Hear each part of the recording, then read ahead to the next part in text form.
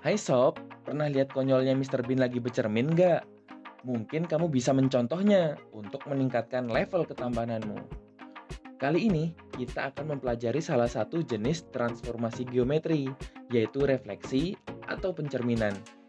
Refleksi ini erat kaitannya dengan sifat-sifat cermin datar loh. Mari kita simak apa aja sih sifat-sifat cermin datar itu. Sifat cermin datar yang pertama adalah tidak mengubah ukuran dan bentuk. Kalau kamu bercermin di rumah, kamu pasti memiliki bayangan dengan bentuk dan ukuran yang sama persis dengan kamu kan? Kalau berbeda, ada baiknya kamu segera balik badan dan lari. Lari di tempat.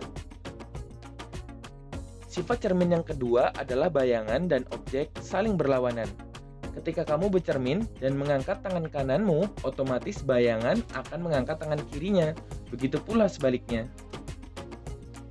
Sifat cermin datar yang ketiga adalah jarak objek ke cermin sama dengan jarak bayangan ke cermin. Tidak mungkin ketika benda mendekati cermin, justru bayangan menjauhi cermin. Seperti kisahmu dengan si dia, bendahara kelas. Nah, ternyata ketiga sifat cermin datar tadi sangat persis seperti konsep refleksi. Refleksi sendiri adalah satu transformasi geometri yang memindahkan setiap titik pada bidang dengan menggunakan sifat bayangan cermin datar. Perhatikan deh bayangan yang terbentuk, di mana segi 4 A aksen, B aksen, C aksen, D aksen memiliki ukuran dan bentuk yang sama dengan segi 4 ABCD, namun saling berlawanan. Serta jarak segi 4 ABCD ke cermin sama dengan jarak segi 4 A aksen, B aksen, C aksen, D aksen ke cermin. Kalau kita bercermin, tentu membutuhkan cermin bukan? Nah, yang bisa menjadi cermin pada refleksi dapat berupa garis vertikal, garis horizontal, garis miring, atau titik.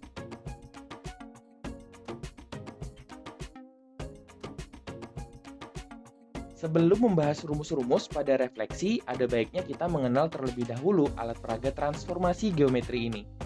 Alat peraga ini terdiri dari suatu koordinat kartesius dan segitiga siku-siku sama kaki dengan kedua kakinya diberi label A dan B. Fungsi alat peraga ini adalah mempermudah dalam mengingat matriks refleksi. Cara penggunaannya yang pertama adalah perhatikan posisi awal segitiga, harus seperti pada gambar. Segitiga berada di kuadran 1, titik A berada pada sumbu X, dan titik B berada pada sumbu Y. Langkah kedua adalah merefleksikan segitiga tersebut sesuai refleksi yang diinginkan. Misalkan saja direfleksikan terhadap sumbu Y. Perhatikan ilustrasi berikut bagaimana cara merefleksikan terhadap sumbu Y. Hasil refleksinya adalah seperti ini. Langkah ketiga adalah perhatikan koordinat titik A dan B pada alat peraga setelah direfleksikan. Titik A memiliki koordinat XA-YA, yaitu negatif 1, 0. Dan titik B memiliki koordinat XB-YB, yaitu 0, 1. Langkah keempat, tuliskan matriks transformasi berdasarkan koordinat titik A dan B dengan aturan berikut. Koordinat titik A dituliskan pada kolom pertama matriks, dan koordinat titik B dituliskan pada kolom kedua matriks. Sehingga kita akan memperoleh matriks refleksi terhadap sumbu Y. Kita simpan dulu matriks refleksi sumbu Y-nya. Langkah kelima adalah masukkan matriks yang diperoleh ke dalam rumus refleksi. Rumus refleksi adalah X aksen, Y aksen sama dengan matriks dengan elemen XA-YA, XB-YB dikali XY. Di mana X, Y adalah koordinat titik asal dan X aksen, Y aksen adalah koordinat titik bayangan. Sehingga kita akan memperoleh rumus refleksi terhadap sumbu Y dengan cara mengganti matriks transformasi yang sudah kita peroleh tadi.